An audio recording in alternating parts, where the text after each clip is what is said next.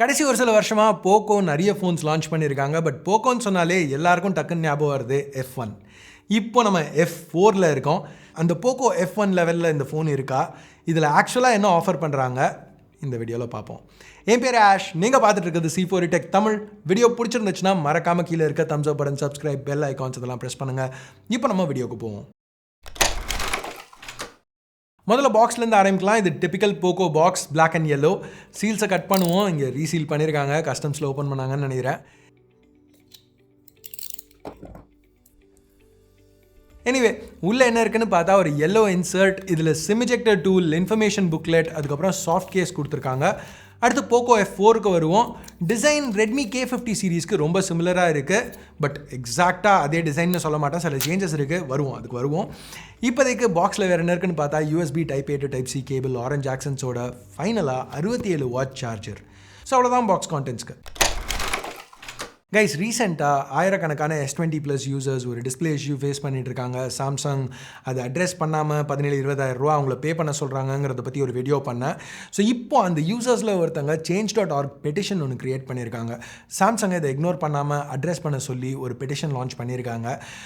இந்த மாதிரி பிரச்சனைகள் நடக்க தான் செய்யும், காமன் தான் டெக்னாலஜின்னு வரையில். என்னை பொறுத்த வரைக்கும் சாம்சங் மாதிரி ஒரு பெரிய பிராண்ட் ஏதாவது தப்பு பண்ணாங்கன்னா அதை அட்ரெஸ் பண்ணுறது தான் கரெக்ட். ஒரு ஃப்ளாக்ஷிப் ஃபோன் வாங்குகிற ஒரு ஆக்சுவல் கன்சியூமரை நாங்கள் தப்பு பண்ணிட்டோம், ஆனால் நீங்கள் 20,000 ரூபா பே பண்ணுங்கன்னு சொல்கிறது எனக்கு தப்பாக தான் தெரியுது. உங்களுக்கும் அது தப்பாக பட்டுச்சுன்னா, சப்போர்ட் பண்ணணும்னு நினச்சிங்கன்னா கீழே டிஸ்கிரிப்ஷனில் ஒரு லிங்க் இருக்கும், அதை கிளிக் பண்ணி இந்த பெட்டிஷனை சைன் பண்ணுங்கள். மேக்ஸிமம் உங்களுக்கு 15 செகண்ட் ஆகுது. பட் நிறைய பேர் சைன் பண்ணால் சாம்சங் கண்டிப்பாக அதை இக்னோர் பண்ணாமல் ஏதாவது அட்ரெஸ் பண்ணுவாங்கன்னு எதிர்பார்க்குறேன். ஸோ ப்ளீஸ் ஹெல்ப் பண்ண முடிஞ்சதுன்னா தயவு செஞ்சு அந்த பெட்டிஷனை சைன் பண்ணுங்கள். டிசைன் பற்றி பேசல, முதல்ல இந்த ரெட்மி K50 சிமிலாரிட்டிலேருந்து ஆரம்பிப்போம். இந்த போக்கோ F4 ஃபோனை பார்த்த உடனே ஓகே, K50ல் உள்ள சிப்பை மட்டும் மாற்றிருக்காங்க அப்படின்னு தான் இனிஷியலாக நினச்சேன். பட் க்ளோஸாக பார்க்கையில் வேறு சில வித்தியாசங்களும் நோட்டீஸ் பண்ணேன். உதாரணத்துக்கு K50ல் பேக் கர்வ் ஆகும், இங்கே ஃப்ளாட்டாக இருக்குது. கேமரா மாடியூல் பார்க்குறதுக்கு ஒரே மாதிரி இருந்தாலும் K50 Pro அளவுக்கு இதில் எலிவேட்டடாக இல்லை. அது மட்டும் இல்லாமல் ஃபோனும் இன்னும் ஸ்லிம்மாக இருக்குது, இன்ஃபேக்ட் லைட்டாக கூட இருக்குது. இதுக்கு காரணம் அஃப்கோர்ஸ் ரெண்டும் வேறு ஃபோன்ஸுங்கிறது. பட் இங்கே போக்கோ எப்படி ஆக்சுவலாக இதை இன்னும் ஸ்லிம்மாக லைட்டாக எடுத்துகிட்டு வந்திருக்காங்கன்னு பார்த்தீங்கன்னா, பேட்டரி கெப்பாசிட்டி கம்மி பண்ணியிருக்காங்க. K50 Proவில் 5000 mAh பேட்டரி இருந்துச்சு, இதில் 4500 mAh. But still battery life நல்லாயிருக்கும் தான் எதிர்பார்க்குறேன். இங்கே சார்ஜிங்னு பார்த்தா போக்கோ 0 to 50 11 நிமிஷத்தில் சார்ஜ் பண்ண முடியணும், ஃபுல் சார்ஜ் 37 நிமிஷத்தில் பண்ண முடியும்னு சொல்லியிருக்காங்க. ஸோ அது கண்டிப்பாக இந்த ஃபோனுக்கு ஒரு பாசிட்டிவ். பிளேஸ்மெண்ட்ஸ்னு பார்த்தா எதுவும் மாறல. பவர் வால்யூம் கீஸ் ரைட்டில், இன்னமும் பவர் கீழே தான் ஃபிங்கர் பிரிண்ட் ஸ்கேனர் பில்ட்டுனா இருக்குது. IR பிளாஸ்டர் டாப்பில், அது போக செகண்டரி ஸ்பீக்கரும் மைக்ரோஃபோனும் இருக்குது. லெஃப்ட்டில் எதுவும் கிடையாது. பாட்டமில் primary microphone, speaker, USB Type C port, அப்புறம் சிம் ட்ரே. இங்கே 2 சிம்ஸ் யூஸ் பண்ண முடியும். 10 5G pant support Poco offer பண்ணுறாங்க. இதெல்லாம் நல்லா இருந்தாலும் டிசைனில் கான்ஸ் இருக்க தான் செய்யுது. சைட்ஸ் இன்னும் பிளாஸ்டிக் தான், ஹெட்ஃபோன் ஜாக் கிடையாது, மைக்ரோ SD சப்போர்ட்டும் கொடுக்கல. K50லேருந்து சில சேஞ்சஸ் பண்ணியிருக்காங்க. ஸோ அப்படியே சேஞ்சஸ் பண்ணல ஒரு ஹைப்ரிட் ஸ்லாட்டும் கொடுத்துருந்தா இன்னும் பெட்டராக இருந்திருக்கும். இன்ஃபேக்ட் இப்போ யோசிச்சு பார்த்தீங்கன்னா, சோனி தவிர எந்த பிராண்டுமே கன்சிஸ்டண்ட்டாக மைக்ரோ SD சப்போர்ட் கொடுக்கறதில்ல. திருப்பியும் ஒரு கன்சியூமர்ஸ்க்கு யூஸ்ஃபுல்லாக இருக்கிற ஒரு fan favourite feature brands higher storage விற்கணுங்கிறதுக்காக கட் பண்ணுறாங்கங்கிறது வருத்தப்பட வேண்டிய ஒரு விஷயம். பட் எனிவேஸ், மற்றபடி டிசைன்னு பார்க்கல இன்ஹேண்ட் ஃபீல் நல்லா தான் இருக்குது. பட் பேக் ஃப்ளாட்டாக இருக்கிறதுனால ஒரு பாக்ஸி ஃபீல் இருக்குது, எட்ஜஸ் ஷார்ப்பாக இருக்குது. இது நான் ரிவ்யூக்கு டெஸ்ட் பண்ணேன்னா கண்டிப்பாக இது எனக்கு ஒரு பிரச்சனையாக இருக்கும் தான் நினைக்கிறேன். ஏன்னா எனக்கு அந்த ஷார்ப் எட்ஜஸ் டிப்பிக்கலாக பிடிக்காது. பட் எனிவே அதை பற்றி நம்ம ரிவ்யூவில் பேசுவோம். இங்கே பேக் கிளாஸ் தான், பட் இது வெறும் டஃபன் கிளாஸா இல்லை ஏதாவது கார்னிங்கோட கொரில்லா கிளாஸா அப்படின்னு சொல்லி போக்கோ கன்ஃபார்ம் பண்ணல. பட் ஜென்ரலாக பிராண்ட்ஸ் அதை கன்ஃபார்ம் பண்ணலன்னா வெறும் டஃபன் கிளாஸ்னு நம்ம எடுத்துக்கலாம். இப்போ நீங்கள் பார்த்துட்டு இருக்கிறது க்ரீன் வேரியண்ட், இதை நெபுலா க்ரீன் அப்படின்னு சொல்கிறாங்க. இது போக ஒரு நைட் பிளாக் ஆப்ஷனும் போக்கோ ஆஃபர் பண்ணுறாங்க. இந்த ஃபோனில் IP53 ரேட்டிங்கும் இருக்குது.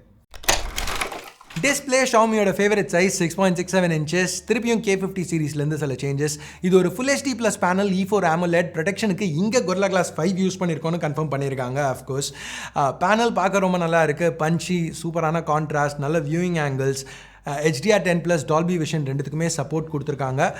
இது ப்ளஸ் அந்த ஸ்டெரியோ ஸ்பீக்கர் செட்டப் இது இருக்கிறதுனால மீடியா எக்ஸ்பீரியன்ஸ் இதில் ரொம்ப நல்லா இருக்கும்னு எதிர்பார்க்குறேன்.